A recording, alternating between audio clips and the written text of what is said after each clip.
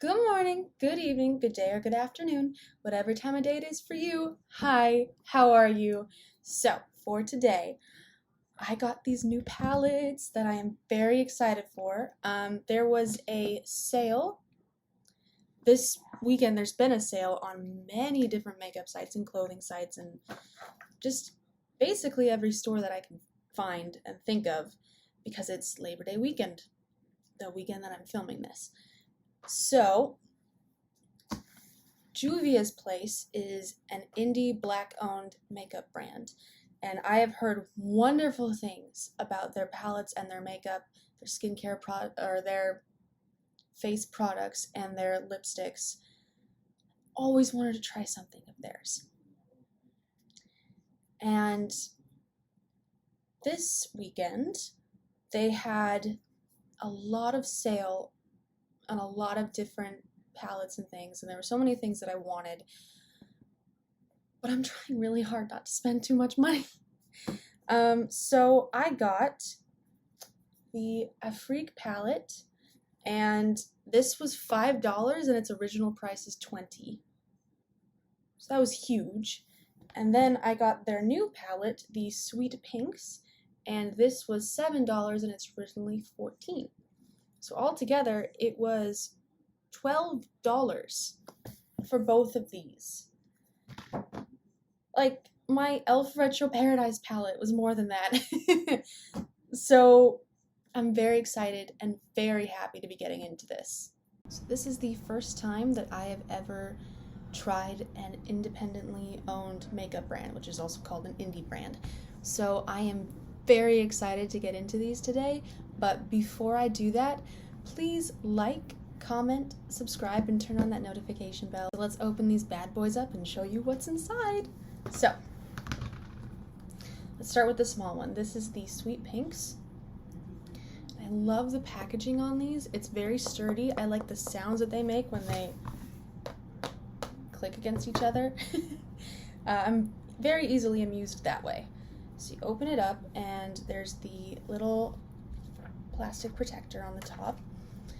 And you have all of these pinks. And I am so excited for this. In my video when I was reviewing the e.l.f. Retro Paradise palette, I discussed how I was looking for a Barbie pink, and I don't have a Barbie pink. Or maybe that was the video on eczema tips. I don't remember. Point being, I didn't have a Barbie pink before this. Now I have a whole palette of them. This is the Afrique palette. I like that it's not too big and bulky. I like that a lot. I am having a hard time finding room for all of my palettes that I've brought home here. I have more room up in college in my little makeup dividers, drawers and stuff, but I don't have those here, so I'm having a harder time storing things. That's okay. So I like that this is smaller, it's not huge. I love this orange color, and I really love this. It's so cool. It's so cool. I love the packaging. So you open it up, and look at this pattern. Ah! Move the plastic little protector. Look how cool this color story is. This is like the not the quintessential, but this is most definitely giving me fall vibes. This is a fall season palette, and I'm so excited because fall is my favorite season, followed closely by winter. They're almost tied. And I love fall looks, so I cannot wait to get into this, and this is the one that I'm going to be playing with for today. I already swatched this as soon as I got home from my dad's house yesterday, and it swatches beautifully. The shimmers are wonderful and the mattes are very pigmented, and I am so excited to get into this today. I wore a dark blue shirt so that I could go into this blue. I'm gonna start with something I haven't done in a while, which is curling my lashes. I like to get these done before I put eyeshadow and all that stuff on top of my eyelids, because then I get eyeshadow all over this thing, and then I have to clean it, and that's just an extra step that I don't want to have to do. Going into my Urban Decay Eyeshadow Primer Potion to prime my eyes. I'm going to go into the shade Côte d'Ivoire. I speak French. It's been a long time since I've spoken French, but I speak French. First impressions, not allowed to fall out in the pan, not allowed to kick back when I tapped it, so far so good.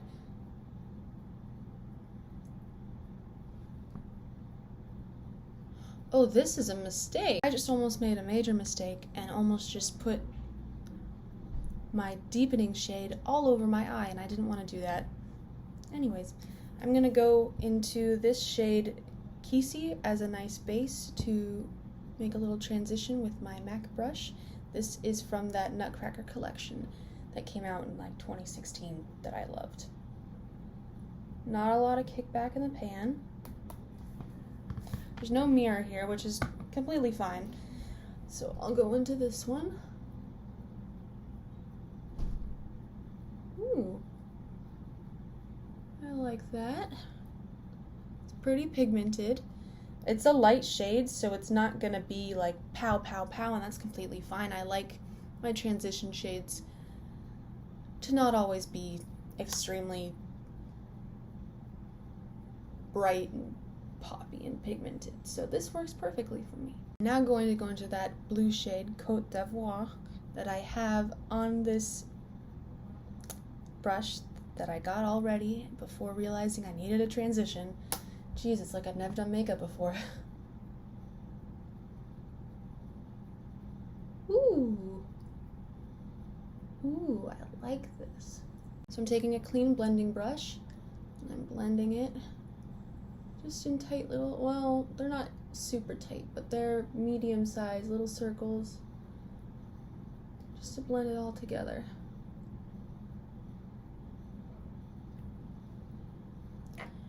I like the shade. I feel like the blue got lost when I mixed it with the brown transition. So I just put a little more on to try and bring that blue back and make it less kind of muddy. And I am blending it into the transition shade that I have and up more towards my brow bone. Not entirely. I'm going to do the same now on the other eye.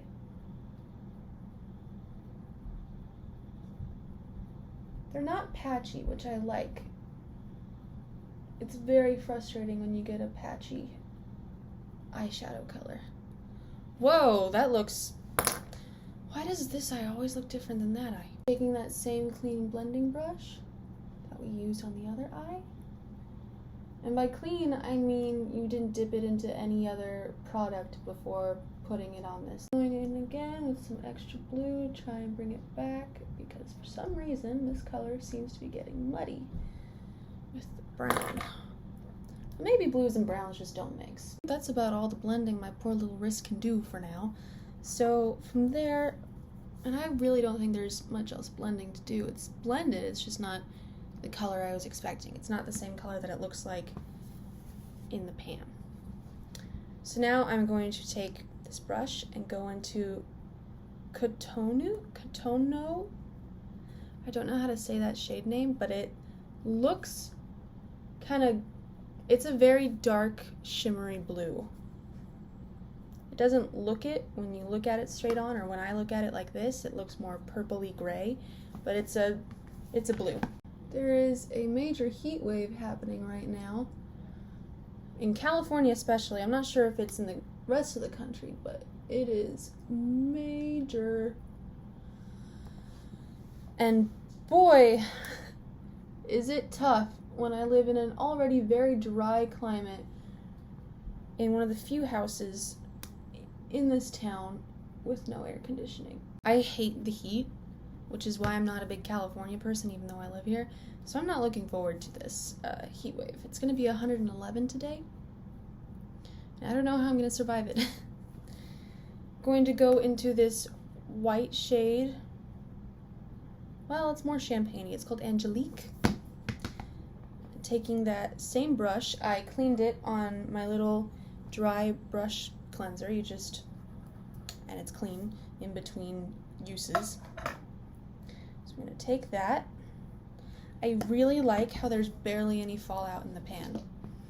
I'm not usually someone who has a problem with fallout, but when it becomes excessive and the product that you bought, so much of it comes out because of the fallout, and that's powder you could have used but you don't get to, depending on the price of the product and how much fallout it was, it gets pretty annoying for me. Now I'm gonna go into my face makeup, which I haven't shown you guys my whole routine in a while, so I thought I'd do that for you guys today. I just realized that this whole time that I was talking to you guys, I was saying fallout in the pan, and I meant kickback in the pan, which is when you press your brush into the pan to get some, and you get, I'm not sure if you can tell, some powder built up. Here, I'll take a brush and I'll try to make some kickback to show you guys what I mean. Right there, it's extra powder built up. That's kickback. Fallout is when powder comes under here into your eyes when you didn't put it there. I got a lot of that. I just put on my e.l.f. Poreless Putty Primer, and I am now going into my L'Oreal Paris Infallible up to 24-hour Freshwear foundation. This is in the shade, say the shade name. Oh, 435 if you wanted to know. I find that usually one pump works. It works very well at keeping my face hydrated, not creasing, not sticking to any dry patches, not accentuating them. All in all, it's a really good foundation, and it's very affordable. Getting into concealer now with my Colourpop Pretty Fresh Concealer in the shade Light 40N. So I just like to do it light on my concealer, little dab, dab, dab, dab, boop, doot, doot, doot. Now that that's done, I'm going to take my e.l.f. Perfect Finish HD powder. I use this to set. Take my NYX brush, lightly tap it off, and I just lightly put it on the parts of my face that need it. I'm going to take my Maybelline City Bronzer in the shade 100, which is too light for me, but I'm trying so hard to make it work. I'm hoping that if I build it up, it'll be fine, or maybe on top of foundation, it'll be fine. Okay, so it seems to be doing way better on my skin with this brush than with the Essence one. Maybe it's because this one's more dense, more packed together, whereas the other one's more spread out and loose. I don't know, but you know, I'm not mad at it. The bronzer's doing pretty well so far. Bronzer's on. There may be hope for this yet, just so long as I use this brush. Interesting. I've been using this same blush the past couple of videos here, and I go through spurts of being really into one blush over the other, and because this is a blue look, I find that a peachier blush, which I have a lot of, will not work as well with it.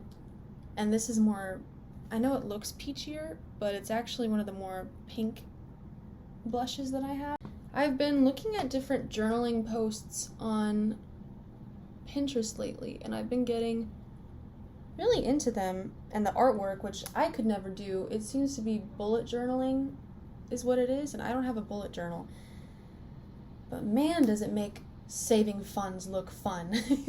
It also helps when I put the money in a place where I don't physically see the dollar bills.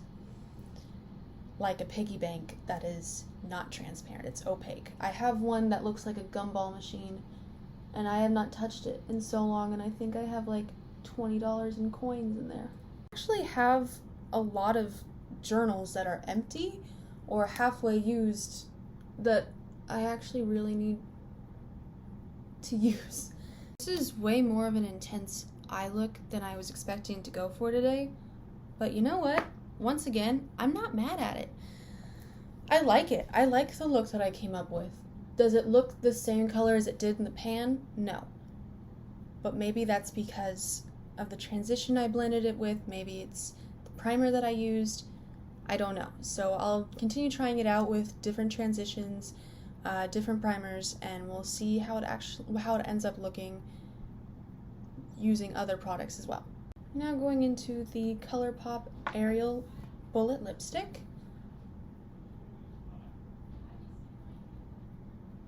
I put lip balm underneath because my lips were kind of chapped, and this tends to be more matte, so it's sliding on a lot easier than normal. That's okay. And there we have it, folks.